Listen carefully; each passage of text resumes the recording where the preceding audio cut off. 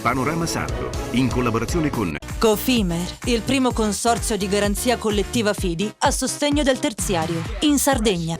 Suentu, vini nuovi da terre antiche. Dal 1953, Gruppo Cellino. Non c'è limite ai sogni. PNA, l'associazione degli artigiani e delle imprese italiane. Grafiche Ghiani, l'esperienza di una vita, l'innovazione più avanzata. SE Trand, settore ecologia, dal 1979 al servizio dell'ambiente in Sardegna.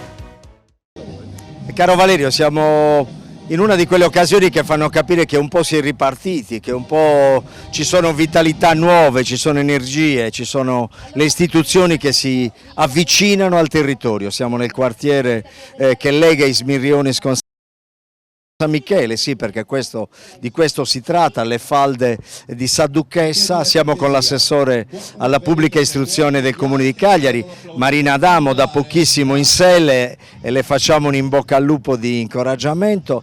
E siamo qui per un progetto che racconta proprio di inclusione, di scuola che tenga conto dei disagi, che tenga conto degli sforzi delle famiglie, che tenga conto delle fragilità.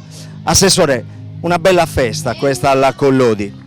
Sì, è una giornata molto bella, è una giornata di fine anno scolastico, è un momento che rimarrà impresso nella memoria dei ragazzi, dei giovani studenti, e spero che rimanga impresso anche tutto il percorso che hanno fatto, un percorso che è iniziato a ottobre e che oggi praticamente giunge alla fase finale della premiazione.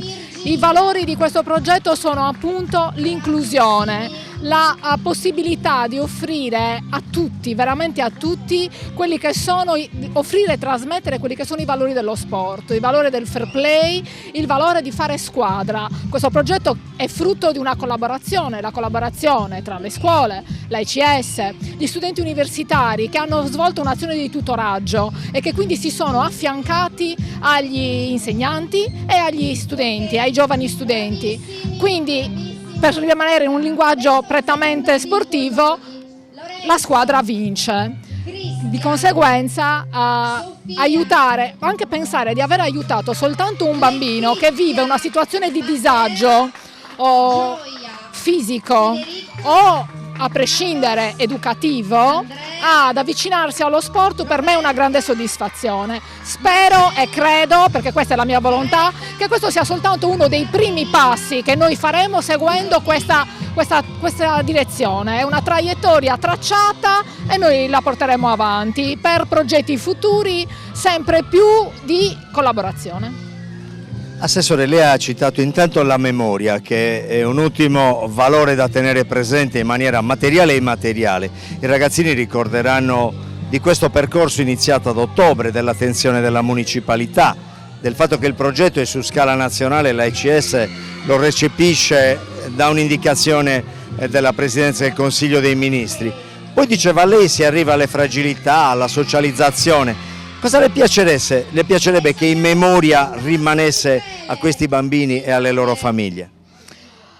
Allora, il valore appunto dello sport come elemento fondante di vita. Per crescere bisogna studiare, bisogna avere una mente aperta e l'esperienza che lo sport offre contribuisce ad arricchire proprio quella che è l'allenamento anche della nostra mente, perché lo sport è scuola a tutti gli effetti. Di conseguenza veramente è un qualcosa che io ritengo che sia imprescindibile e i valori dello sport vengono mutuati poi nella vita, ma fino ai 100 anni se uno ci arriva. Di conseguenza la memoria vale vale per sempre e lo sport, le basi sia fisiche sia di ragionamento, sia di spirito di sacrificio, sia di collaborazione, sono valori fondanti per un percorso di crescita. L'entusiasmo dei bambini, dei genitori è alle stelle. Dopo aver sacrificato tanto la scuola abbiamo bisogno di ripartire. Siamo ripartiti dallo sport perché è questo che ci unisce, l'inclusione, vedete i bambini entusiasti, il lavoro di squadra è quello su cui noi poniamo l'accento ogni giorno a scuola. E adesso con questo progetto finalmente stiamo ripartendo in gruppo dopo questi 2 anni tremendi. Una buona pratica, un modello al quale vi rifarete e che lei vorrebbe proporre. Come si potrebbe ancora rinforzare, oltre che mantenendolo, facendolo diventare seriale, l'appuntamento creato con le scuole, la municipalità, l'AICS e la Presidenza del Consiglio dei Ministri? Come lo si potrebbe ancora fare più solido, più vivo, più ricco? Beh, sicuramente le istituzioni ci possono aiutare sotto questo punto di vista, perché noi ci mettiamo l'anima, offriamo tutto il nostro lavoro, la nostra buona volontà e possiamo fare entrare il progetto nel piano dell'offerta formativa stabilmente. Abbiamo sicuramente bisogno di un po' di supporto perché abbiamo bisogno anche di esperti che ci aiutino. L'AICS ha avuto in questo caso un ruolo fondamentale perché i ragazzi sono fenomenali, hanno questa empatia con i bambini che li ha portati ad avere dei risultati enormi. Abbiamo diversi casi di disabilità anche grave che sono stati coinvolti totalmente nel progetto, quindi noi, per quanto ci riguarda, parlo a nome di tutti i colleghi, della dirigente, vorremmo portare questo tipo di progetto veramente dentro la scuola stabilmente, perché i bambini sono il nostro futuro, abbiamo bisogno di regalargli questo. Andrea Lubina, presidente di ACS Cagliari, un ruolo che si intensifica e si ramifica sempre di più, siamo in una scuola ricca di vitalità. Dicevo prima Ismirione San Michele, ma c'è anche il quartiere La Vega, come mi segnalava la professoressa Zedda, e quindi trasversalità economiche, sociali, anche di carattere problematico, si affronta un po' di tutto. L'ACS cavalca la cultura, lo sport e l'inclusione. Che segnale diamo con questo progetto? Ma innanzitutto AICS è voluta essere della partita col progetto finanziato dal MIUR, proprio perché per il nostro DNA abbiamo quello di fare gruppo, di fare squadra. Questo sport non a caso si chiama sport di squadra, non tanto per definire un concetto di squadra di gioco, quanto per far collaborare tutti gli attori, tutte le istituzioni affinché realmente ci siano delle risposte reali alla popolazione.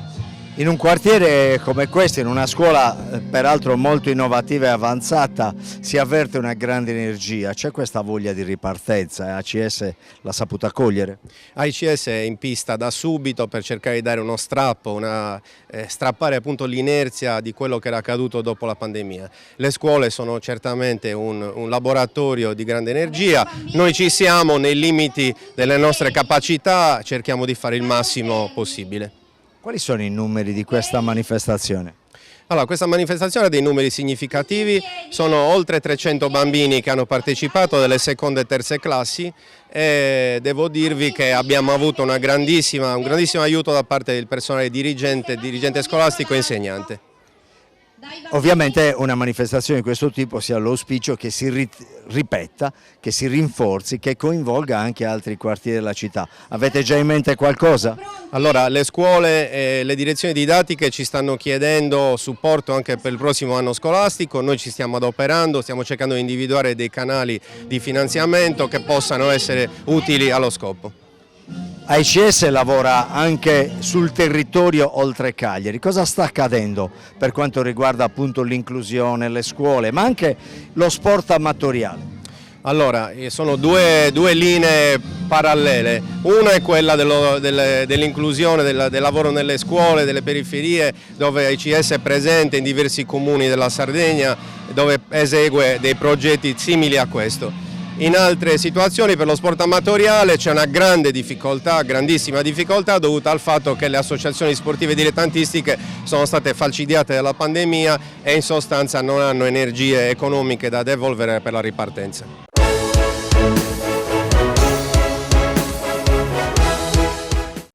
Cofimer, consorzio di garanzia collettiva Fidi, dal 1977 a sostegno del terziario. Il partner migliore nella ricerca di finanziamento più adatto a voi e nella trattativa per ottenere un fido alle migliori condizioni. Cofimer, il primo consorzio di garanzia collettiva Fidi a sostegno del terziario, in Sardegna.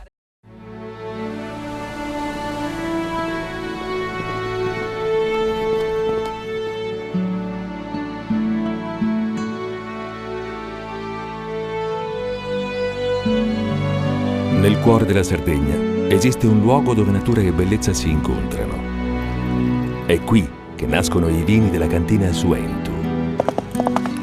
Suentu, vini nuovi da terre antiche. Fai impresa, la fai bene, meriti credito. Le garanzie diventano importanti. Il fondo di garanzia agevola il tuo accesso al credito. Se una banca ti presta denaro, hai garanzia a prima richiesta. Se ottieni 100, la garanzia copre fino a 80. La maggior parte delle garanzie è gratis. Il dettaglio sul sito spheres.it. Tutto inizia da un amore. Le farine, i mangimi, la pasta, le fette biscottate, la distribuzione e l'ospitalità. Dal 1953, Gruppo Cellino. Non c'è limite ai sogni. Difficile rapporto con le banche? Conta su CNA. CNA, l'associazione degli artigiani e delle imprese italiane. Siamo la più grande industria tipografica della Sardegna. Dall'81 stampiamo tutte le tirature, su tutti i supporti e con le tecnologie più avanzate del settore, garantendoti elevatissima qualità e la più totale dedizione e cura. Grafiche Ghiani, l'esperienza di una vita, l'innovazione più avanzata. Setrand, settore ecologia. Forti delle nostre competenze e dei nostri mezzi, realizziamo bonifiche di siti inquinati anche da amianto. La Setrand, azienda leader nel settore ambientale in Sardegna, si rivolge alle pubbliche amministrazioni e alle imprese dell'isola. Dal 1979 al servizio dell'ambiente in Sardegna.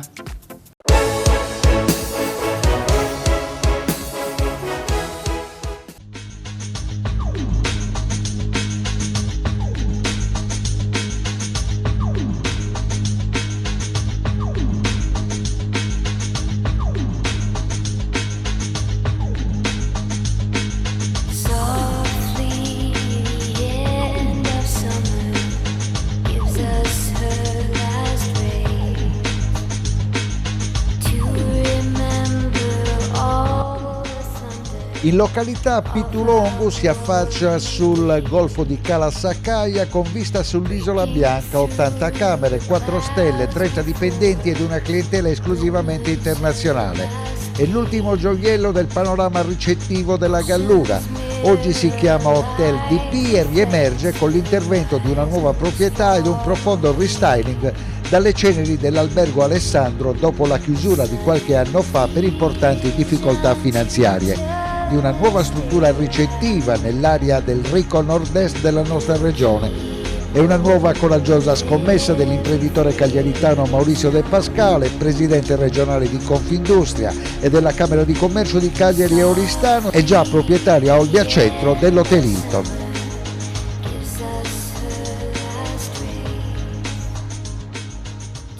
Ma la Sardegna merita questo coraggio, basta veramente dare uno sguardo intorno, un paesaggio fantastico, la natura, il mare, il verde, la macchia mediterranea, l'asprezza della Sardegna meritano questo, certo.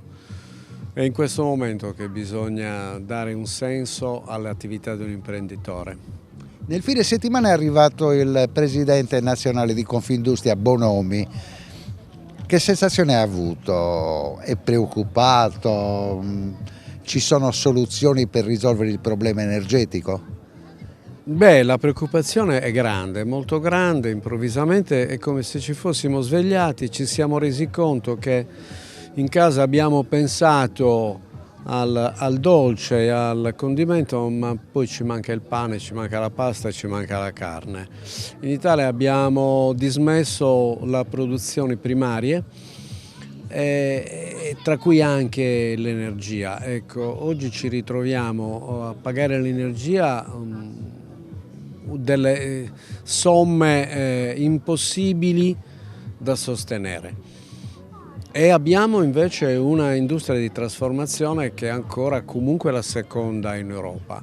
E questo fa sì che i costi delle materie prime da un lato e i costi dell'energia stiano veramente mettendo in crisi, devo dire non solamente l'Italia, però certamente c'è grande preoccupazione in un momento in cui purtroppo stiamo andando incontro ad un'inflazione che non deriva, come altre volte è accaduto, da un'economia florida, ma deriva da fattori esterni. E non affrontare questo in maniera strutturale potrebbe portare effettivamente domani ad una recessione, e questo è assolutamente da evitare. Quello che temiamo è la politica che anche ieri è stata annunciata dalla Christine Lagarde, che è una politica di austerity, quando abbiamo già visto che la politica monetaria di austerity produce dei gravissimi danni in un'economia in difficoltà.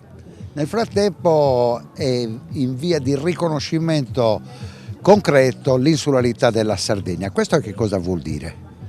Ma questo può voler dire, se effettivamente si riuscisse, come io credo ci riusciremo a tradurre in fatti, questo principio fondamentale, si potrà sicuramente tradurre in un grande beneficio. Ora sono stati presentati proprio questi giorni dall'Istat i dati sul PIL, per cui la Sardegna è indietro di circa il 20-25% rispetto alla media nazionale. Allora, se noi pensiamo che in base all'Istituto Bruno Leoni il deficit dell'insularità si traduce in circa 5.700 euro l'anno per abitante, vediamo che questo diventa quel valore che ci consentirebbe di recuperare tutto il gap col valore medio italiano. Quindi riuscire a tradurre il principio di insularità in atti concreti può voler dire riportare immediatamente la Sardegna ai livelli medi delle altre regioni italiane. Un'ultima cosa è assolutamente di rigore a livello di domanda. Dopodomani ci sarà il confronto con la Commissione Trasporti del Consiglio regionale.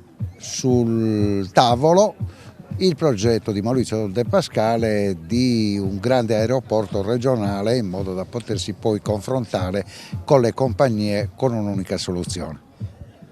Ma guardi, le motivazioni sono molto semplici. Qua si tratta di fare insieme quello che già ognuno di noi fa singolarmente. Ogni aeroporto della Sardegna, Cagliari, Alghero e Olbia, fanno già un ottimo lavoro con le società di gestione che continueranno ad operare. Però qua, una volta per tutte, o ci rendiamo conto che uniti forse riusciamo a uscirne, non a vincere, a uscirne, oppure disuniti siamo tutti perdenti. Non c'è un sistema tanto forte in Sardegna che possa reggere l'urto dei prossimi anni.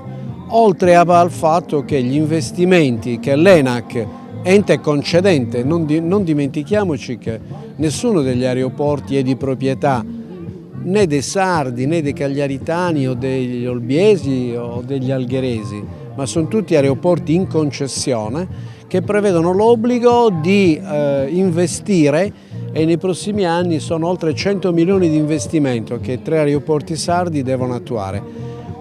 Lo facciamo solamente se uniti riusciamo a mettere insieme le forze, diversamente non ce la facciamo. Con Ramona Cherchi ci siamo lasciati 2 anni fa all'Hotel Hilton, prima della pandemia, quando questo grande problema non era ancora iniziato. Adesso pare sia stato risolto, che sia un'estate straordinaria, e oggi siamo all'inaugurazione di un albergo, il DP Hotel. Qual è il tuo ruolo? Allora, io sono la general manager di questo albergo e sono la general manager anche dell'altro albergo, il Double Tree by Hilton Olbia Sardinia, entrambi di proprietà della Proma SRL. Bene, in un periodo così particolare, con venti di guerra che preoccupano, pare che il turismo sia assolutamente esploso in Sardegna già dal mese di aprile. Allora, sicuramente c'è tantissima voglia di riprendere a vivere, c'è voglia proprio di ricominciare ad avere quelle routine normali che abbiamo tutti quanti dato per scontato negli anni precedenti alla pandemia e che oggi ci sembrano qualcosa di magico, onestamente. Quindi io credo che ci siano delle persone che magari prima non avevano nemmeno questa attitudine a viaggiare o probabilmente neanche la capacità economica di organizzare delle vacanze, ma oggi sono pronte a fare qualsiasi tipo di sacrificio pur di evadere. E i grandi clienti della stagione 2022 sono gli stranieri, quelli che mancavano negli ultimi 24 mesi. Esatto, tedeschi, francesi, persone comunque principalmente provenienti dal nord Europa per il momento, però anche degli italiani. Poi si è ripreso il business, quindi si è ripreso molto il mercato del business, cioè persone che vengono ad Olbia per lavoro. È bello finalmente rivedere la gente che si muove, che va, che vuole viaggiare, che ha anche proprio la necessità del contatto umano. Tu hai fatto una lunga esperienza negli Stati Uniti, poi sei rientrata in Sardegna e avevi intenzione di portare un progetto personale per lo sviluppo del turismo. Poi com'è andata?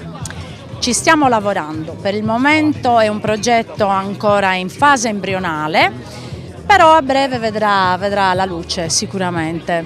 Do un'anticipazione che il progetto di Ramona Cherchi è un progetto che vede la Sardegna, nonostante lei abbia gli alberghi sul mare, una Sardegna che vive almeno per 10 mesi il turismo. Io vedo una Sardegna in toto, vedo una Sardegna identificata geograficamente senza ma e senza se.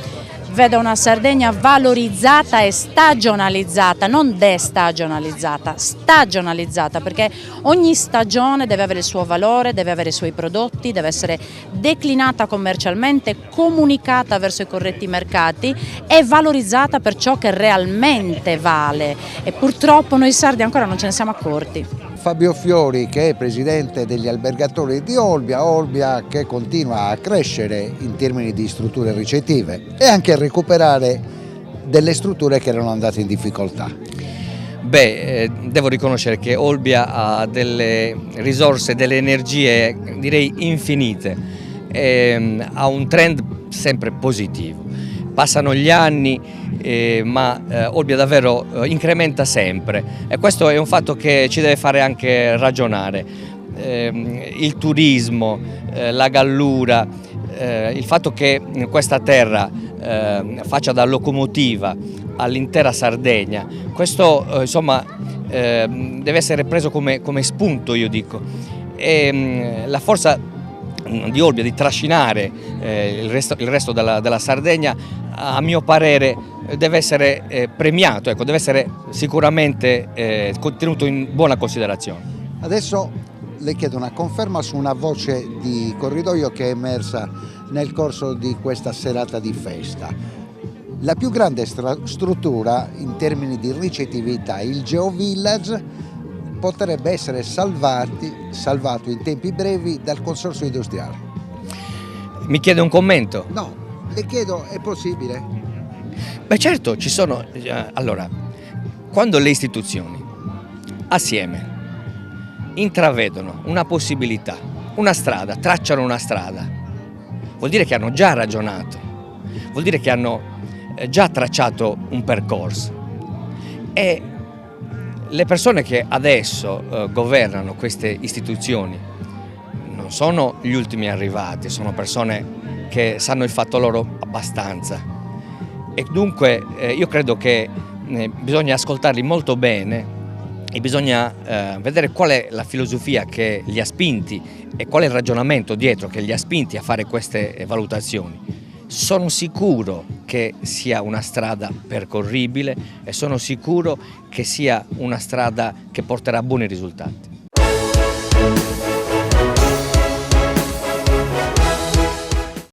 Cofimer, consorzio di garanzia collettiva Fidi, dal 1977 a sostegno del terziario. Il partner migliore nella ricerca di finanziamento più adatto a voi e nella trattativa per ottenere un fido alle migliori condizioni. Cofimer, il primo consorzio di garanzia collettiva Fidi a sostegno del terziario, in Sardegna.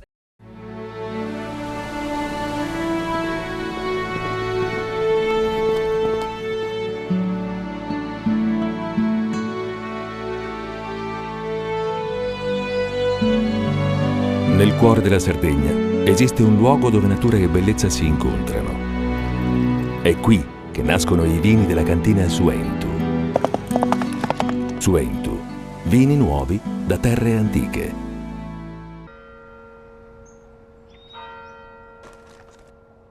E tu? Filiere guinisesi.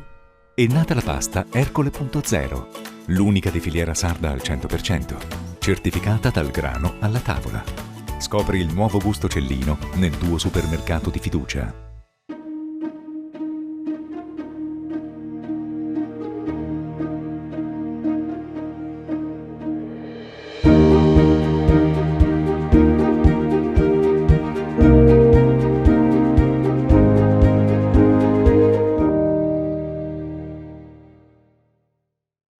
Fai impresa, la fai bene, meriti credito. Le buone idee viaggiano con le garanzie. Il fondo di garanzia è dalla parte delle imprese sarde che vogliono superare la stretta creditizia. I dettagli sul sito sfirso.it. Meno scartoffie e più efficienza? Conta su CNA. CNA, l'associazione degli artigiani e delle imprese italiane. Setrand, settore ecologia. La Setrand, leader in Sardegna nel settore ambientale, si rivolge alle amministrazioni pubbliche e alle aziende dell'isola. Mettiamo a disposizione la nostra struttura organizzativa fornendo un valido supporto per la gestione dei rifiuti speciali pericolosi e non pericolosi, in linea con la nostra certificazione EMAS. Dal 1979 al servizio dell'ambiente in Sardegna. Immagina un robot umanoide che recita, canta e risponde alle tue domande. L'immaginazione prende vita alla mostra House of Robotics, organizzata da Opificio Innova nei locali della Manifattura Tabacchi di Cagliari. Un'occasione irripetibile per scoprire l'affascinante mondo della robotica ed essere catapultati nel futuro. Visita il sito robotics.opificioinnova.it. House of Robotics.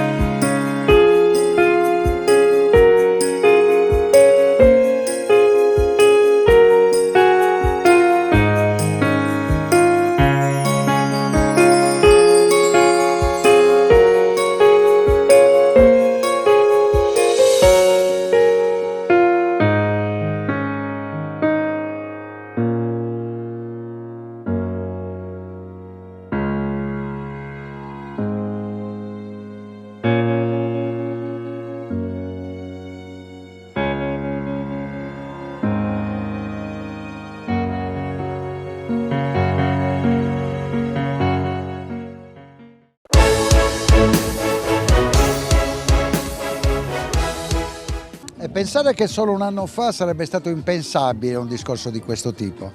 Beh, assolutamente è una bellissima situazione che fa ripartire la stagione.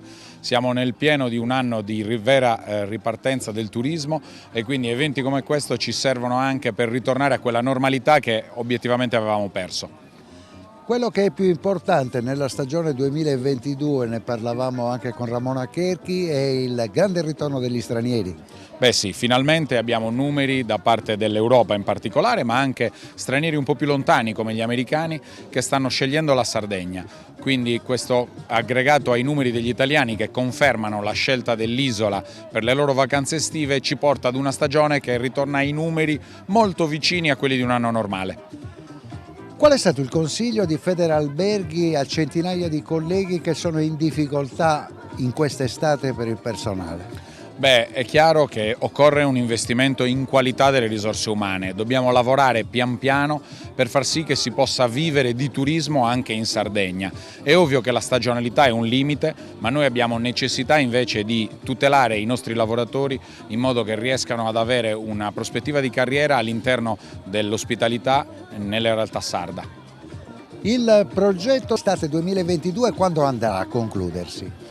Beh, questa è una stagione che secondo noi proseguirà a lungo, arriverà sicuramente sino alla fine di ottobre. I numeri sono incoraggianti, i voli ci sono su tutti gli aeroporti della Sardegna sino alla fine di ottobre e questo fa sì che gli stranieri che stanno prenotando soprattutto nei mesi di settembre ed ottobre potranno godersi una stagione eccezionale che andrà avanti possibilmente in previsione di una visione diversa del turismo, che è quello un po' più lento che avviene dopo la pandemia.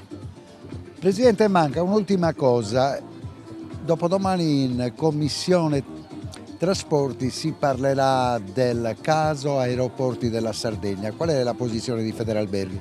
Ma noi siamo convinti che non ci debba essere nessuna concorrenza tra gli aeroporti sardi.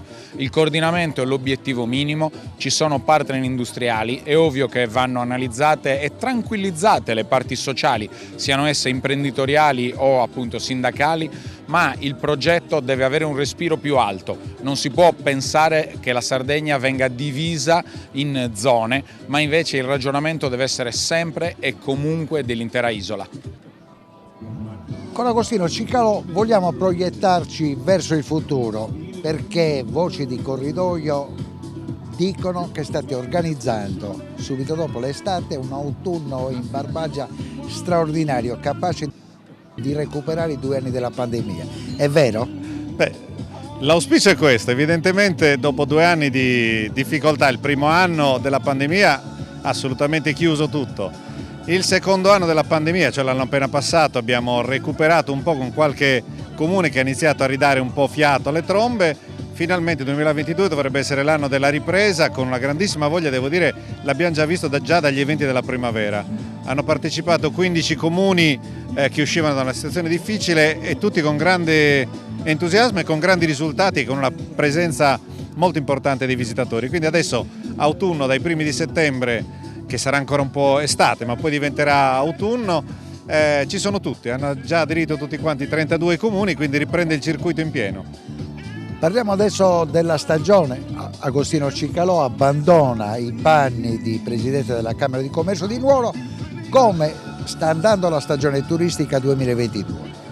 La stagione turistica che sta arrivando, diciamo, dovrebbe darci delle buone soddisfazioni. È comunque un anno difficile in ogni caso perché il contesto complessivo e generale non ha dato grandi entusiasmi, perché la fine della pandemia purtroppo ha visto l'inizio della guerra, ha visto l'inizio della crisi petrolifera. Oggi stiamo uscendo da una giornata pessima sugli effetti sulle borse.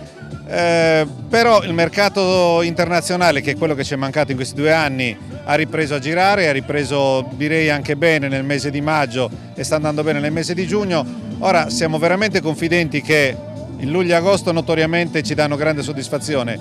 Sono settembre e ottobre i mesi in cui dovremmo riuscire a recuperare alla grande. Gli aeroporti in Sardegna hanno tutti quanti pianificato moltissimi voli internazionali in tutto l'ambito europeo, quindi ci sono le condizioni per, non dico replicare il 2019 che aveva visto numeri molto importanti, però ci stiamo avvicinando e soprattutto in termini di prospettiva stiamo vedendo delle opzioni di crescita molto importanti e speriamo che la stagione arrivi lunga fino a tutto ottobre e anche con qualche pezzo di novembre, che vuol dire che ci prepariamo oggi, perché quest'anno adesso stiamo già iniziando a vendere il 2023, quindi avere un anno positivo nel 2022 vuol dire che ci prepariamo bene per la prossima stagione. E le conclusioni le lasciamo a Antonio Di Rosa. I temi sono 3: stagione turistica che si presenta sotto i migliori auspici, Sardegna energetica, non si parla d'altro, pare che sia il laboratorio nazionale, e il terzo argomento è l'impatto della guerra sul nostro futuro.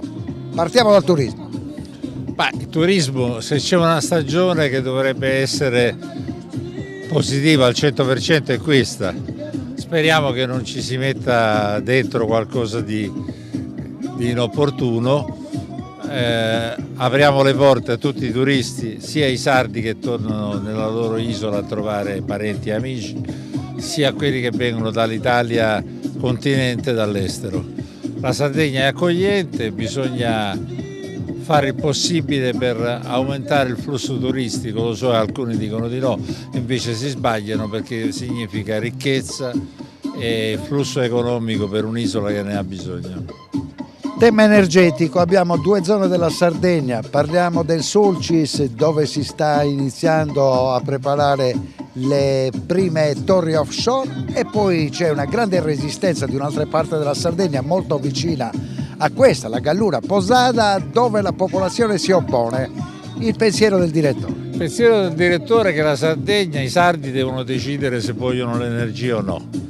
Allora, dire no al gas, no alle centrali a carbone, no alla dorsale, no alle pale, no al...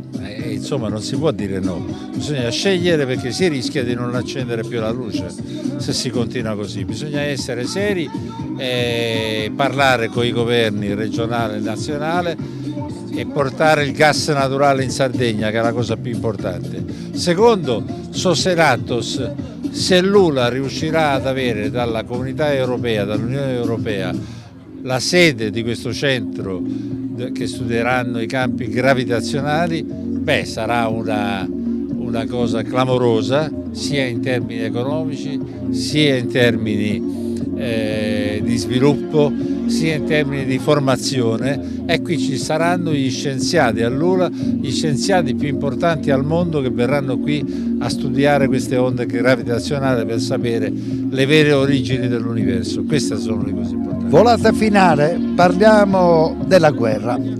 Il mio amico Antonio Di Rosa ha dimostrato più volte di saper guardare nel futuro, e ricordo in particolare quando parlavamo un anno fa di rimpasto della regione, Di Rosa mi diceva ci vorrà tanto tempo, e siamo sempre allo stesso punto. Quando parlavamo di Presidente della Repubblica, Antonio era convinto che ci sarebbe stata la conferma.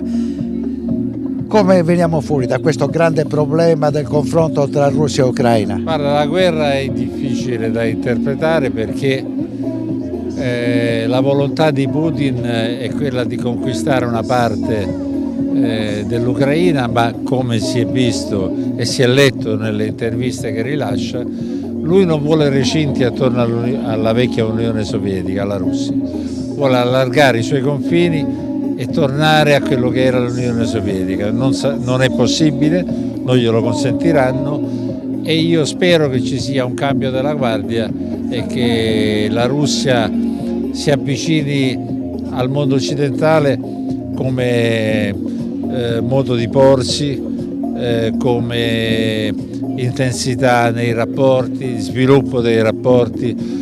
L'Occidente ha le porte aperte, l'Occidente non deve governare la Russia o viceversa, ma tutti noi dobbiamo favorire lo sviluppo delle relazioni internazionali, altrimenti le guerre si succederanno. Dire spazio alla diplomazia. Esatto, si succederanno una dopo l'altra e non risolveranno mai nulla.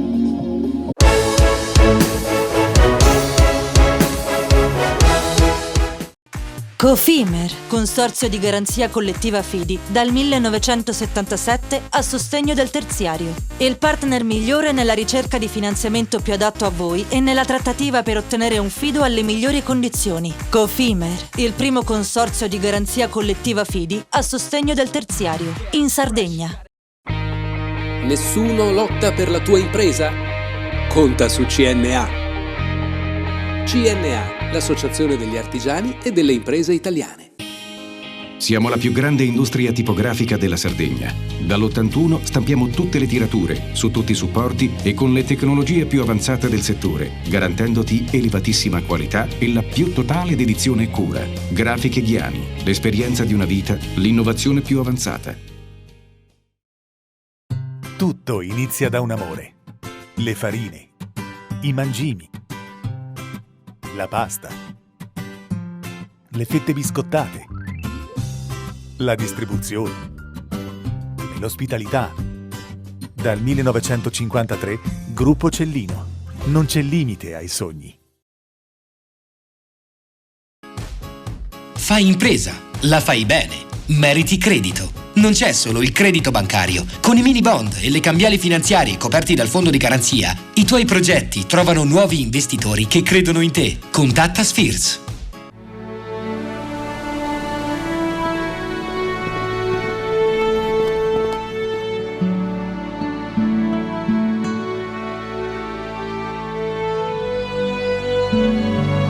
Nel cuore della Sardegna esiste un luogo dove natura e bellezza si incontrano. È qui che nascono i vini della cantina Suentu. Suentu, vini nuovi da terre antiche. Setrand, settore ecologia. Grazie agli impianti innovativi ed al costante sviluppo tecnico recuperiamo oltre il 70% dei rifiuti da noi gestiti.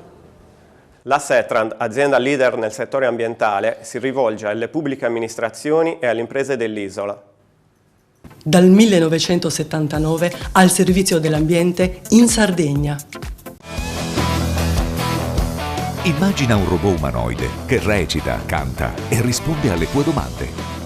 L'immaginazione prende vita alla mostra House of Robotics, organizzata da Opificio Innova nei locali della Manifattura Tabacchi di Cagliari. Un'occasione irripetibile per scoprire l'affascinante mondo della robotica ed essere catapultati nel futuro. Visita il sito robotics.opificioinnova.it. House of Robotics.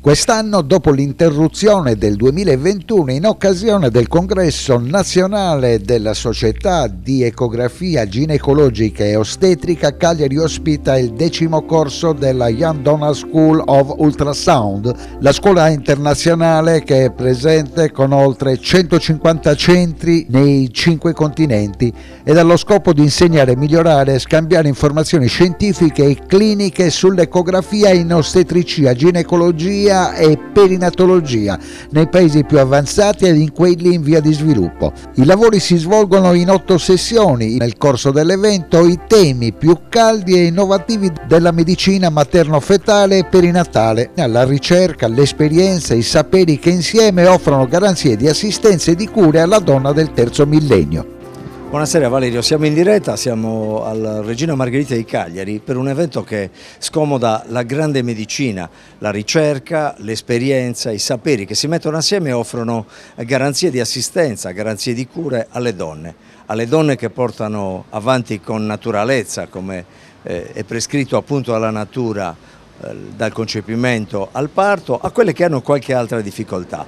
Il professor Giovanni Moni è il numero 1 in campo europeo della Young Donor School, che è una scuola che ha messo in piedi le metodiche e le dinamiche più avanzate del pianeta in tema di medicina perinatale, in tema di ginecologia avanzata, ma ce lo facciamo raccontare da lui.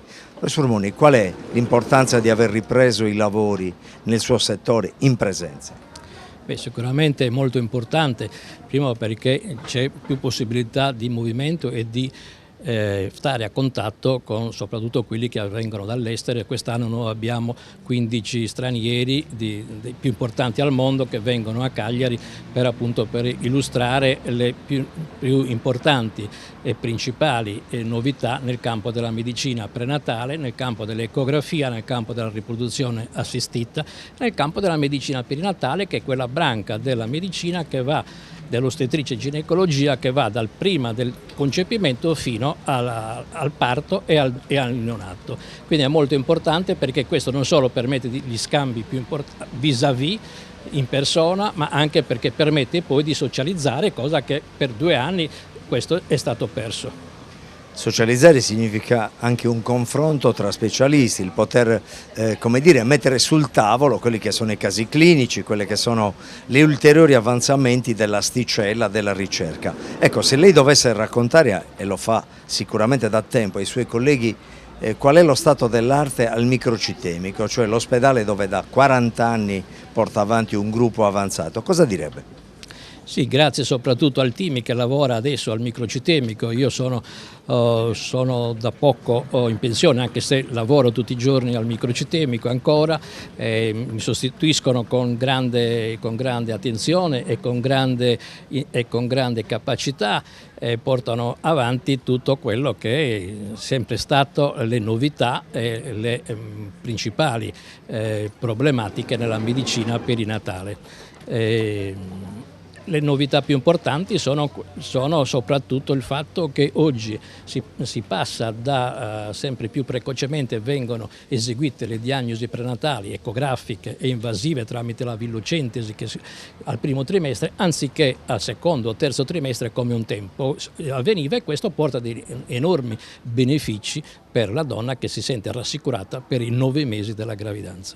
Ecco, a proposito di rassicurazioni e di garanzie, soprattutto cliniche, una donna, una giovane donna, ma anche una donna in età avanzata, con le gravidanze che si possono portare a termine anche quando gli anni non sono più quelli dell'adolescenza, mettiamola così, deve sentirsi appunto tranquilla, rassicurata. Una donna sarda non ha bisogno di fare quel turismo sanitario che spesso ha contraddistinto altri periodi della nostra vita.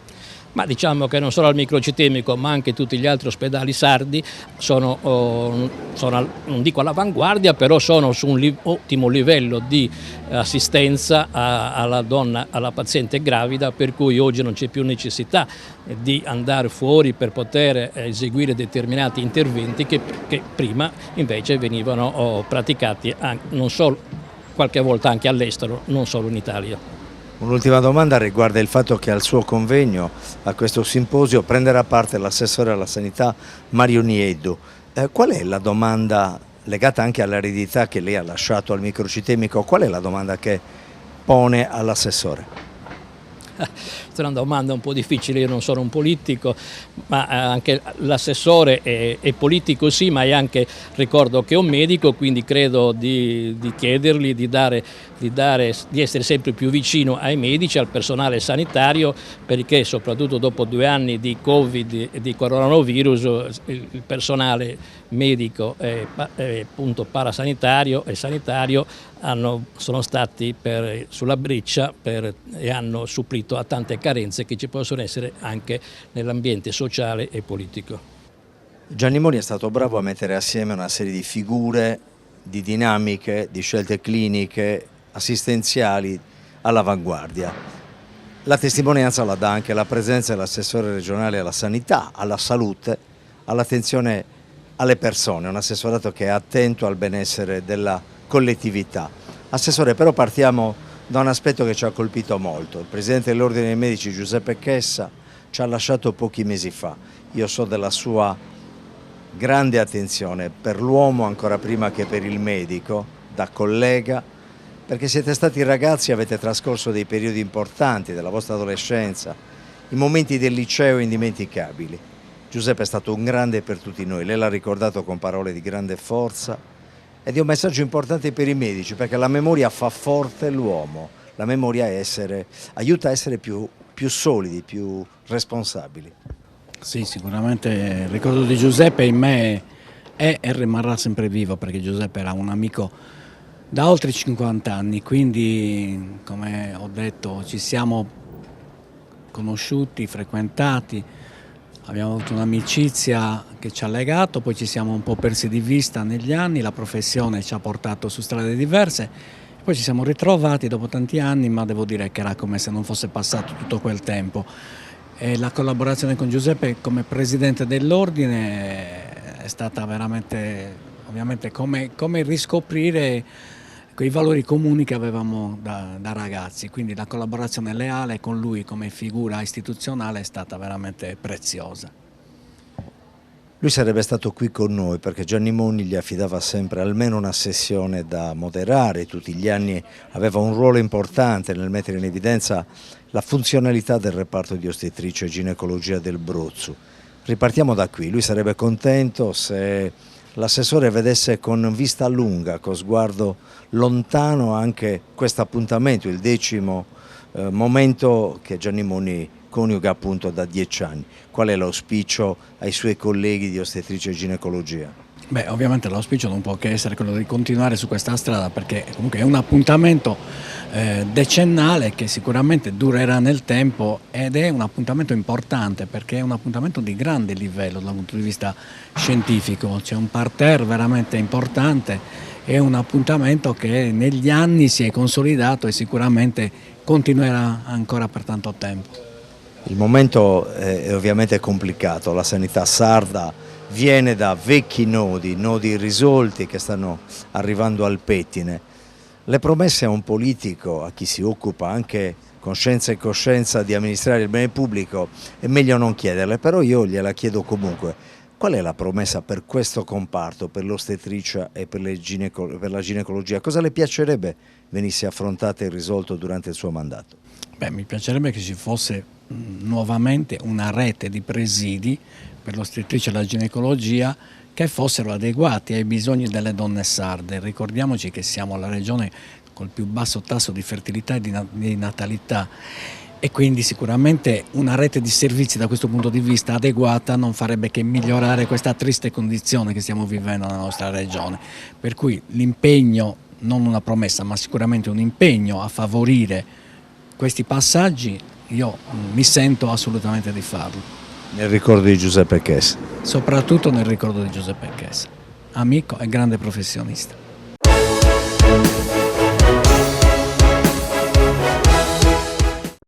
Cofimer, consorzio di garanzia collettiva Fidi, dal 1977 a sostegno del terziario. Il partner migliore nella ricerca di finanziamento più adatto a voi e nella trattativa per ottenere un fido alle migliori condizioni. Cofimer, il primo consorzio di garanzia collettiva Fidi a sostegno del terziario, in Sardegna.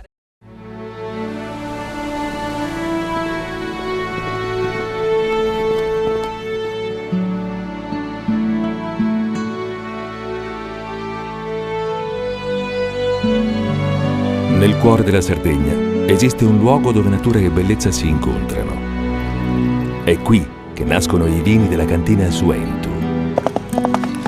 Suentu, vini nuovi da terre antiche. Fai impresa, la fai bene, meriti credito. Le garanzie diventano importanti. Il fondo di garanzia agevola il tuo accesso al credito. Se una banca ti presta denaro, hai garanzia a prima richiesta. Se ottieni 100, la garanzia copre fino a 80. La maggior parte delle garanzie è gratis. I dettagli sul sito sfirso.it.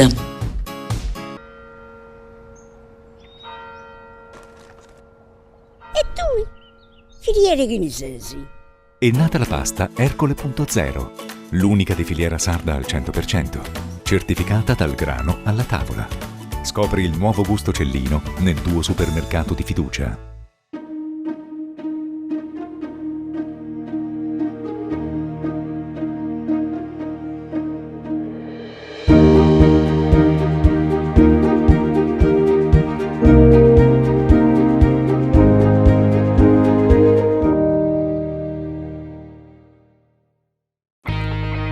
Difficile rapporto con le banche? Conta su CNA. CNA, l'associazione degli artigiani e delle imprese italiane. Setrand, settore ecologia. Siamo in grado di attivare il servizio di pronto intervento ecologico in caso di emergenza e con potenziale contaminazione delle matrici ambientali. La Setrand, azienda leader nel settore ambientale in Sardegna, si rivolge alle pubbliche amministrazioni e alle imprese dell'isola. Dal 1979 al servizio dell'ambiente in Sardegna. Immagina un robot umanoide che recita, canta e risponde alle tue domande. L'immaginazione prende vita alla mostra House of Robotics, organizzata da Opificio Innova nei locali della Manifattura Tabacchi di Cagliari. Un'occasione irripetibile per scoprire l'affascinante mondo della robotica ed essere catapultati nel futuro. Visita il sito robotics.opificionnova.it. House of Robotics.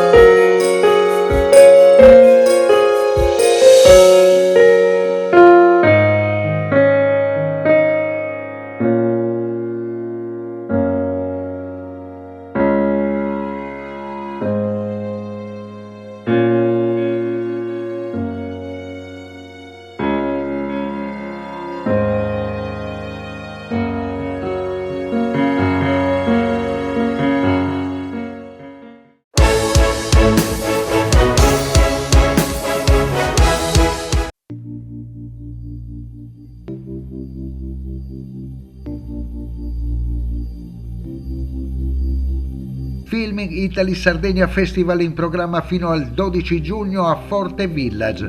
Giunto alla sua quinta edizione anche quest'anno, grandi ospiti internazionali quali l'attore Josh Hartnett, presidente della giuria dei cortometraggi, la pluripremiata attrice francese Anne Parillot, il premio Oscar Cuba Gooding Jr., l'attore modello spagnolo Max Iglesias, la star di This Is Us Justine Hartley, tra gli attori italiani Frank Mattano, Giulio Scarpati e Donatella Finocchiaro, madrina dell'edizione del Festival 2022 e direttrice e ideatrice del Festival l'attrice Tiziana Rocca. Ha fatto gli onori di casa dell'evento turistico cinematografico l'assessore regionale Quirico Sanna.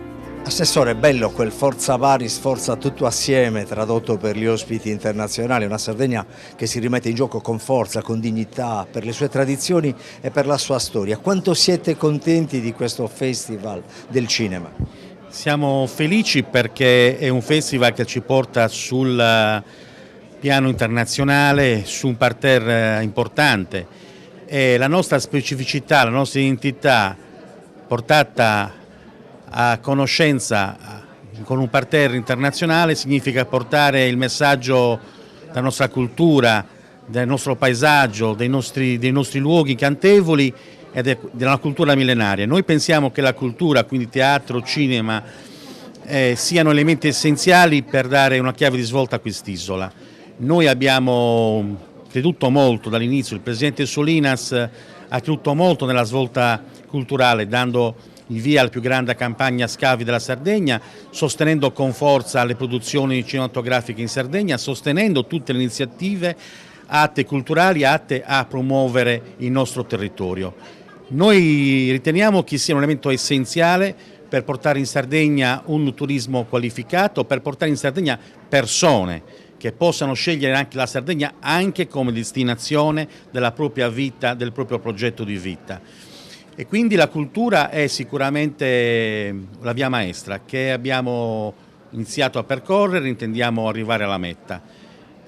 Oggi questo festival, che è il quinta edizione, è diventato un festival internazionale importante, un appuntamento ormai atteso, da dove si danno il via a tutte le nuove produzioni, quindi è una vetrina importante. Noi sosteniamo con forza questa iniziativa, ci crediamo, ci abbiamo creduto, ci siamo affidati a professionisti validi, testati e i risultati sono evidenti. E il Forte Village è la culla ideale? Forte Village è un fiore all'occhiello del turismo in Sardegna, è quel turismo con servizi di alta gamma che curano nei minimi particolari tutte le esigenze del turista. È un luogo incantevole, è un ambiente green. Il Forte Village è un posto dove c'è molto verde, c'è molta serenità, c'è una bellezza incantevole e c'è un'altissima professionalità che è sicuramente un esempio e non è un caso che ogni anno vince il primo premio come miglior resort al mondo. La quinta edizione di una rassegna che, come il buon vino, migliora di anno in anno, cattura attenzioni sia nel settore della filmografia, della cinematografia internazionale, ma soprattutto a quel consenso degli addetti ai lavori che poi premia in termini di visibilità, mediaticità, divulgazione e disseminazione. La culla di tutto questo è il Forte Village. Qual è il trucco, Paolo Mancuso? Il trucco è innanzitutto avere degli imprenditori che credono in questi progetti, che all'inizio e soprattutto anche nello svolgimento e nella crescita portano a diversi impegni da un punto di vista economico, investimento, il supporto fondamentale delle istituzioni, perché senza le istituzioni ovviamente non si possono raggiungere certi risultati, sono degli eventi importanti che richiedono un impegno importante e questo ovviamente è stato chiave soprattutto con le prime edizioni, quando ancora non c'era una certezza e quando ancora si doveva consolidare questo tipo di evento, questo evento straordinario. Qual è dal punto di vista della risposta internazionale l'importanza del festival per un resort come il Forte Village?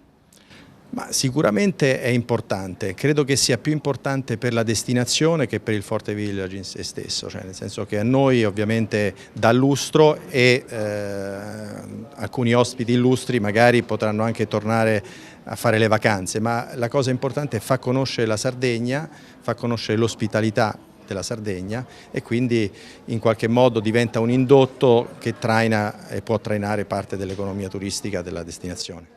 L'assessore agli enti locali Quirico Sanna accennava al fatto che il Forte è una destinazione green, prestate molta attenzione ai servizi, ai dettagli nell'accoglienza e nell'ospitalità, ma avete intrapreso da anni una politica che è molto attenta al rispetto ambientale. Anche questo, col cinema che interpreta e narra le vicende ambientali del pianeta, non è un dettaglio. No, assolutamente, ormai la sostenibilità per noi, ma per tutti, è diventata un must, quindi noi abbiamo abbracciato un progetto che ci porterà a essere sempre più sostenibile negli anni e siamo contenti e notiamo che comunque anche le altre organizzazioni, gli altri eventi che vengono ospitati al Forte stanno seguendo la stessa politica perché è fondamentale poter vivere in un mondo migliore e più sostenibile.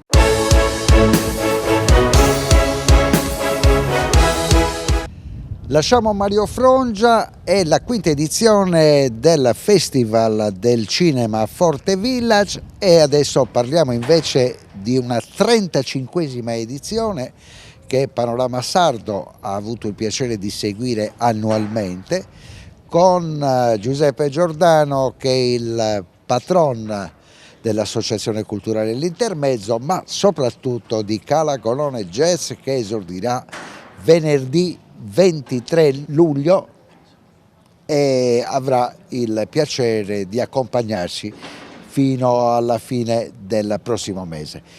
Come nasce questo progetto 2022? So che vi siete organizzati, avete le spalle più larghe quest'anno.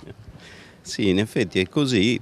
Vogliamo festeggiare i 35 anni, questa lunghissima diciamo, avventura con delle new entry nelle partnership.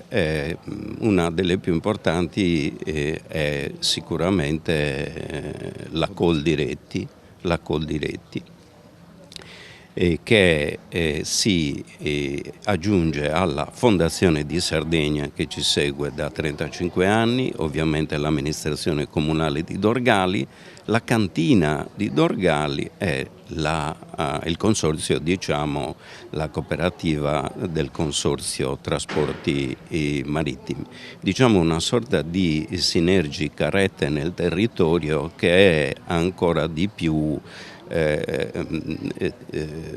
diciamo certifica la nostra radicalità, insomma, il nostro ancoraggio al territorio. Come hai anticipato, il festival inizierà il 23 luglio, avrà termine il 31 in 3 diverse location. Quella più importante è l'Acquario, che non ho citato prima, ma che è una nuova diciamo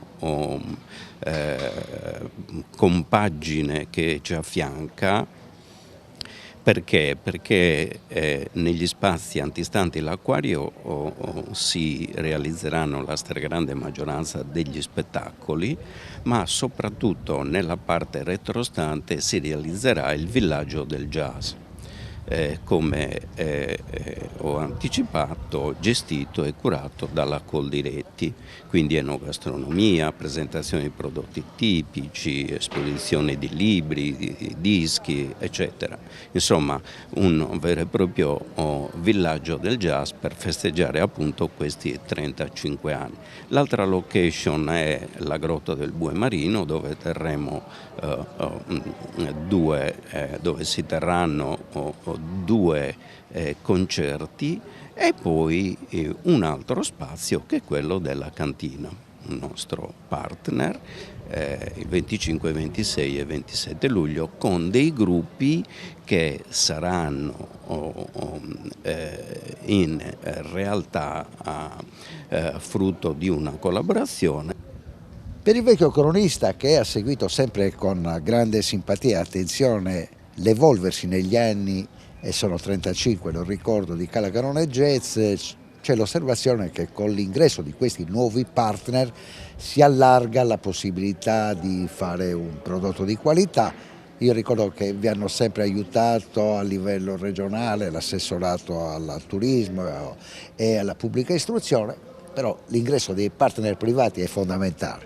Ma è fondamentale, come hai detto, e condivido appieno, è in realtà il risultato di anni e anni di investimento culturale, e non solo nel territorio, ma anche il frutto del lavoro sinergico che si è fatto, perché ricordiamoci che in un territorio a vocazione prettamente turistica non è facile coordinare e mettere d'accordo tutti, perché 35 anni fa la situazione era completamente diversa. Si parlava allora giustamente di attrazione turistica. Adesso bisogna essere obiettivi, precisare e far presente che non siamo più dei semplici e solo degli attrattori turistici, ma siamo soprattutto adesso degli animatori turistici, perché tutto il contesto ambientale, enogastronomico, non lo so, mi vengono in mente adesso per esempio tutte le arti, no? L'artigianato, l'arte oraf, la pelletteria, la produzione di dolci tipici, cioè il territorio dorgalese, questa diciamo parte della provincia nuorese, hanno contribuito e continuano a contribuire a far sì che la Sardegna sia un riferimento per il turismo internazionale, e noi facciamo parte di questa realtà. Diciamo che siamo, io lo dico senza enfatizzare, ma credo di affermare questo con cognizione di causa, siamo diventati un tassello importante. E siamo alle conclusioni, parliamo del programma, anche se possiamo rimandare il nostro telespettatore alla visita del sito. Ma assolutamente sì, inutile star lì cioè non voglio parlare di tediare le persone, perché è sempre interessante e importante, anzi per me è un piacere illustrare il programma, però insomma ci vuole un po' di tempo, diamo le indicazioni, basta digitare Callagonone Jazz Festival, basta digitare Intermezzo Nuoro, senza star lì neanche a declinare www. E subito siamo tra i primi in sequenza su Google, quindi si arriva subito al programma, dove in realtà si può capire anche quando venire, se seguire tutto una parte, e ovviamente conoscere anche i dettagli, i prezzi, tutto quello che è il corollario della manifestazione jazzistica.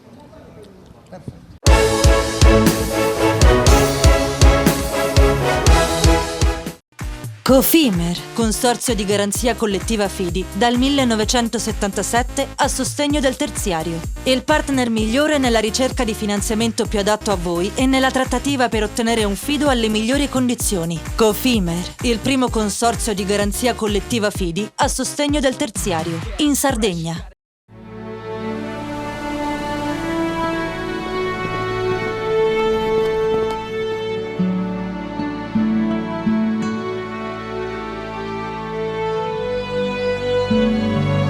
Nel cuore della Sardegna esiste un luogo dove natura e bellezza si incontrano. È qui che nascono i vini della cantina Suentu. Suentu, vini nuovi da terre antiche. Siamo la più grande industria tipografica della Sardegna. Dall'81 stampiamo tutte le tirature, su tutti i supporti e con le tecnologie più avanzate del settore, garantendoti elevatissima qualità e la più totale dedizione e cura. Grafiche Ghiani, l'esperienza di una vita, l'innovazione più avanzata. Tutto inizia da un amore. Le farine, i mangimi, la pasta, le fette biscottate, la distribuzione e l'ospitalità. Dal 1953, Gruppo Cellino. Non c'è limite ai sogni. Meno scartoffie e più efficienza? Conta su CNA. CNA, l'associazione degli artigiani e delle imprese italiane. Fai impresa, la fai bene, meriti credito. Le garanzie diventano importanti. Il fondo di garanzia agevola il tuo accesso al credito. Se una banca ti presta denaro, hai garanzia a prima richiesta. Se ottieni 100, la garanzia copre fino a 80. La maggior parte delle garanzie è gratis. I dettagli sul sito sfirso.it. Setrand, settore ecologia. Forti delle nostre competenze e dei nostri mezzi, realizziamo bonifiche di siti inquinati anche da amianto. La Setrand, azienda leader nel settore ambientale in Sardegna, si rivolge alle pubbliche amministrazioni e alle imprese dell'isola. Dal 1979 al servizio dell'ambiente in Sardegna.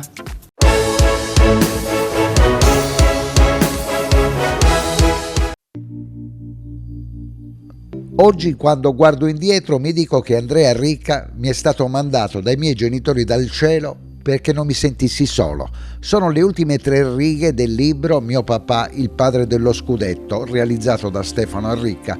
Le ha scritte nella postfazione Gigi Riva, figlio adottivo del dirigente sportivo sardo più conosciuto.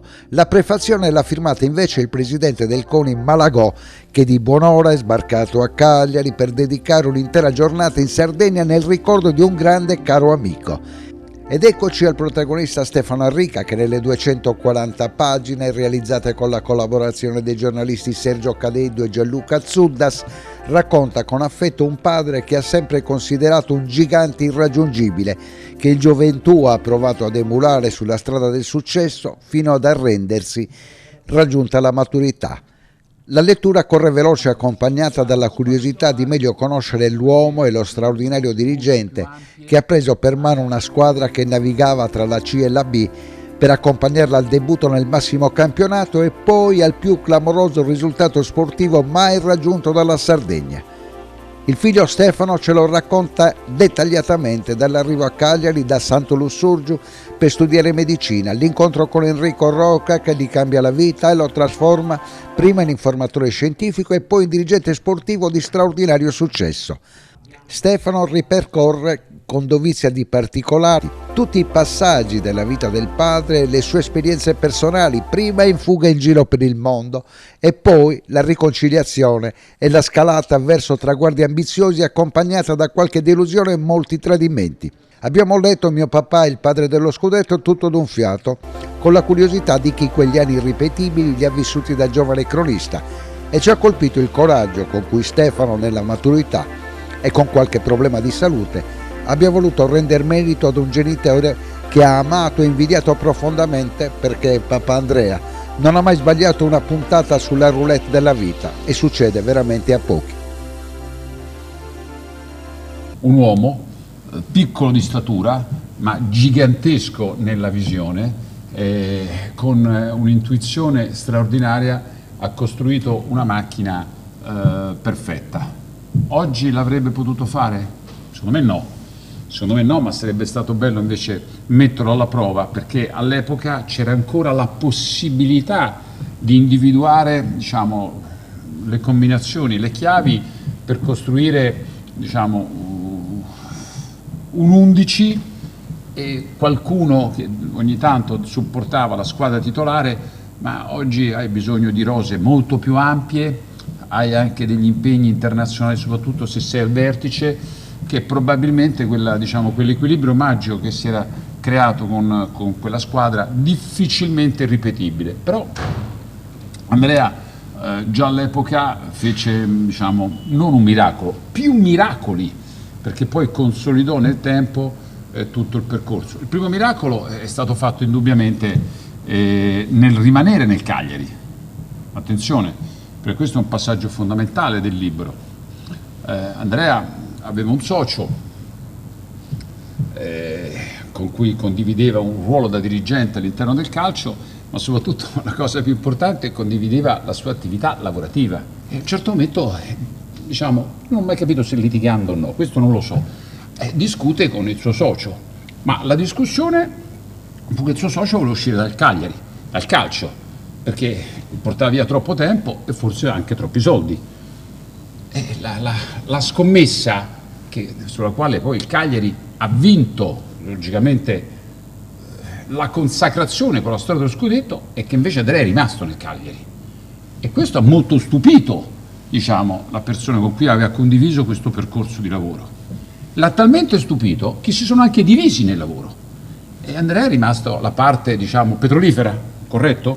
E l'altro si è preso tutto il cocuzzaro di tutta questa, diciamo, strana famiglia di prodotti merceologici. Ma anche lì Andrea era stato più abile, la verità è che lui aveva una tale credibilità, cioè Andrea nel 1900, sì, il calcio ha aiutato moltissimo, quello che vuoi, la visibilità che ti dà, però c'è sempre secondo me un valore aggiunto che è dato dalla persona, dalla serietà della persona. Andrea alzava il telefono, parlava con tutti, parlava col Presidente del Consiglio, parlava con i più grandi industriali del paese, parlava con i più grandi giornalisti. E questa credibilità è poi quella che lui ha fatto sì che addirittura, non credo che debba ricordarlo a voi che siete maestri, che Riva venne qua proprio per la credibilità di Andrea con delle società del calcio, a cominciare dal Bologna di Dallara, che aveva ufficialmente offerto più soldi di quello che Andrea voleva. Ma non quando Riva era Riva, quando Riva è sbarcato qui che aveva 19 anni, che stavate in Serie B mi sembra, no? Ok, e non eravate mai venuti in Serie A se mi ricordo bene, perfetto. Allora, quello lo puoi fare solo se onestamente la tua faccia garantisce il progetto. Intorno a quello poi un altro modo su cui ci si incrocia che ha dell'incredibile. Io oggi sono onorato di avere questo ruolo nel CONI. Andrea è stato un antesignano presidente del CONI, lo è stato per tanti anni e anche lì si è speso e ne resta ragione. Mi ricordo la sua passione quasi maniacale per il pugilato, nel vero senso della parola. Mi ricordo, udite, la sua competenza, perché veniva già a Roma a vedere le partite di rugby, nel vero senso della parola. La storia del CUS Cagliari, che è di gran lunga, probabilmente, anche per risultati sportivi, anche qui su altre discipline sportive, su tutte, l'hockey prato, ma ne posso citare molte altre. Scegliete voi da dove vogliamo partire, c'è l'imbarazzo della scelta. Andrea è stato il presidente del Cagliari, senza mancare di rispetto a nessuno, per carità, che la storia lo consegna, direi quasi alla leggenda. Mi auguro ovviamente, Paolo, anche io, di rivivere certe soddisfazioni calcistiche con la mia squadra e lo auguro anche a te, ma più si va avanti più tutto questo è complicato, insomma basta vedere, diciamo, il tabellino degli ultimi decenni, ti rendi conto che un'epopea calcistica che ha caratterizzato diciamo, la favola del Cagliari, così come magari quella del Verona, per dirne una, o della Sampdoria, già sono passati appunto talmente tanti anni e spesso il gap, che non sto qui a ricordare, sottolinea addirittura l'impresa che ha fatto il Leicester in Premier, come dire, guarda, in un altro campionato ci sono riusciti, però se voi andate a vedere anche in Spagna, in Bundesliga, la stessa Francia, poi non ne parliamo, indubbiamente questo gap, quello che è poco ma sicuro, si è molto molto allargato. Concludo dicendo che il Cagliari Calcio certo non è un bel momento, mi dispiace tantissimo, e quindi oggi noi riconosciamo l'epopea di un trionfo, magari in un momento storico, però se c'è una cosa su cui è sicuro, siete un popolo molto orgoglioso, un popolo fiero, da esperienze negative uno trova delle risorse inaspettate per riconquistare sicuramente non solo la storia e i risultati sportivi, ma una cosa importante, quella dignità che tante altre persone, magari che stanno in altre, tante altre società, voi non l'avete mai perduta, e questo il Comitato Olimpico Nazionale, che ha voluto riconoscere al Cagliari Calcio la massima efficienza nel mondo dello sport, che è il Collar d'Oro, vi è molto grato per quello che avete fatto, state facendo oggi e sono sicuro che farete negli anni a venire. Grazie a tutti.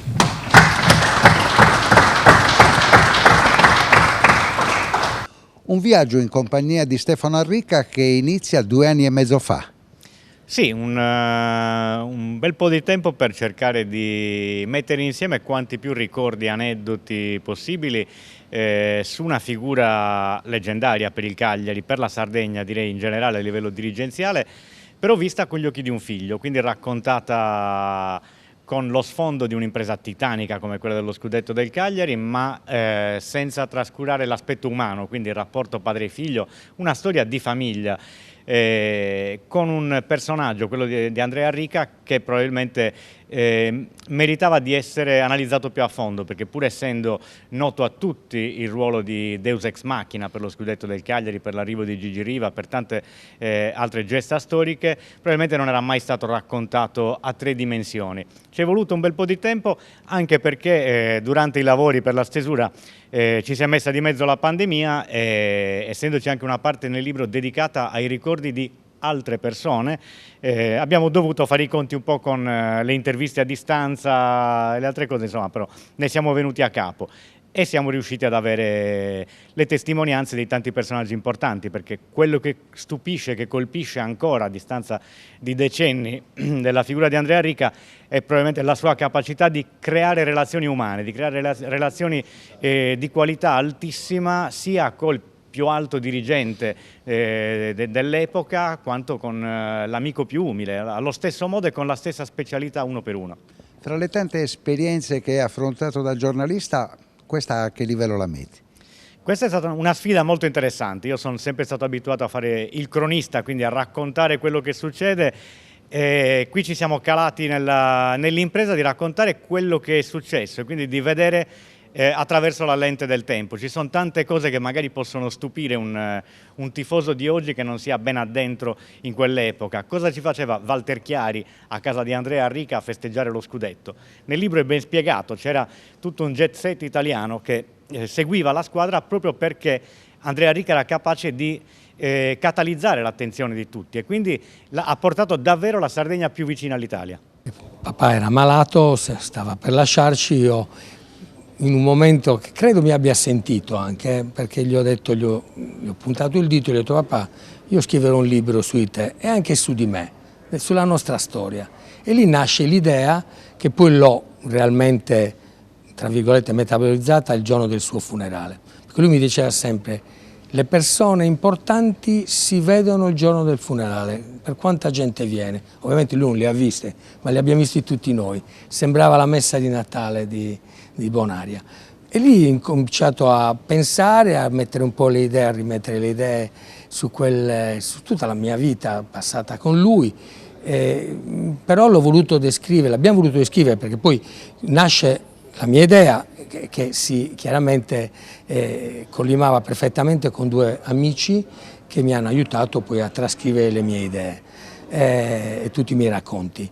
E lì nasce un po' il discorso di raccontare anche aneddoti, anche mettere a nudo papà in tante cose, perché papà era un personaggio istrionico, un personaggio che era veramente, passava dal burbero alla risata chiaramente che ti puoi immaginare. Chi l'ha conosciuto poi si è divertito anche a frequentarlo, per cui lì incomincia questo racconto in un periodo anche difficile, perché abbiamo poi vissuto 2 anni di Covid, dove non si poteva andare a trovare le persone, per cui abbiamo dovuto fare interviste al telefono con le cuffie. Gianluca e Sergio erano lì che poi loro trascrivevano queste telefonate e interviste, e abbiamo incominciato a raccontare, scrivere e metterlo per iscritto in un ordine neanche cronologico, per cui abbiamo raccontato tutta la vita di papà, che si intreccia con la mia, che si intreccia con i suoi amici, che si intreccia con lo sport, con il calcio, con lo scudetto. Non abbiamo voluto rimarcare, perché voi avete scritto molto meglio di me aneddoti dello scudetto preciso, tante situazioni che si sono riscritte, scritte e riscritte, se no diventava una ripetizione. Ma da questo libro, secondo il cronista, che lo ha letto tutto in un fiato perché è molto divertente, c'è questa competizione tra padre e figlio, questo padre gigantesco che rischia di schiacciare il figlio, che si ribella e scappa. Ma si ribella non dico adolescente, ma a 19 anni sono scappato di casa perché ero sempre il figlio di Andrea Rica. Oggi se qualcuno per caso sbaglia e dice Andrea, io mi giro e sorrido come se, anzi preferisco che mi chiamino Andrea, ma oggi quando sei ragazzino e sei esuberante, il fatto che ti chiamino Andrea, sei sempre figlio di Andrea. Io giocavo a pallone, non ero un fenomeno, però giocavo perché ero figlio di Andrea Rica. Nuotavo, facevo tutti gli sport, ero sempre il figlio di Andrea Rica, perché era presidente del CONI, presidente di quello, presidente di quell'altro. Alla fine avevo il peso di questo nome e cognome, che in quel momento volevo dire la mia. Un'ultimissima cosa. Tante persone affettuose con lui, pochissimi nemici. Questa è la cosa che mi ha, dai racconti, soprattutto da quei box che abbiamo messo a fine del libro, che poi c'è un epilogo che racconta tutto ed è la postfazione di Gigi, perché quelle ultime frasi che non voglio spoilerare. Ma io parto nel mio pezzo da quella frase. Quello è come se Dio me l'avesse mandato dal cielo. Perché lo riconoscono un po' tutti. Devo dire che papà è stato immenso anche alla fine della sua vita. Continuo a dire, e lo ripeto, tutti lo hanno raccontato allo stesso modo: un uomo leale, un uomo che non si è mai arricchito. In quel momento fatidico, ti direi, mi avrebbe fatto piacere, lo scrivo in qualche riga del libro, lui aveva in mano forse il più bel gioiello che c'era in Italia, la persona più preziosa di tutti, e con quel gioiello poteva diventare anche un uomo ricco e non solo famoso. Famoso lo era già, temuto da qualcuno, non se n'è mai approfittato, tant'è che la lealtà che gli riconoscono per me è la cosa che mi inorgoglisce di più, cioè sapere che tutti dicono che ha fatto tutto quello che ha fatto, l'ha fatto per il bene della sua società, del Cagliari Calcio, e non per se stesso. Questa è una cosa che a me fa impazzire. In un mondo diverso, in un mondo che corre a 200 all'ora ovviamente, in un mondo dove ci sono rapporti diversi, pensare solo che i presidenti pranzavano insieme, guardavano la partita insieme, si prendevano in giro insieme, stavano insieme, dimmi se oggi è pensabile una cosa simile. È chiaro che con gli anni, e soprattutto col fatto che anche papà si è addolcito, le malattie l'hanno anche addolcito da quel punto di vista, purtroppo. Anche lui è diventato amico dei miei amici, sino a quando è diventato un mio amico. Scrivo una frase nel libro che vorrei avere ancora 10 minuti per dedicargli, perché era bello.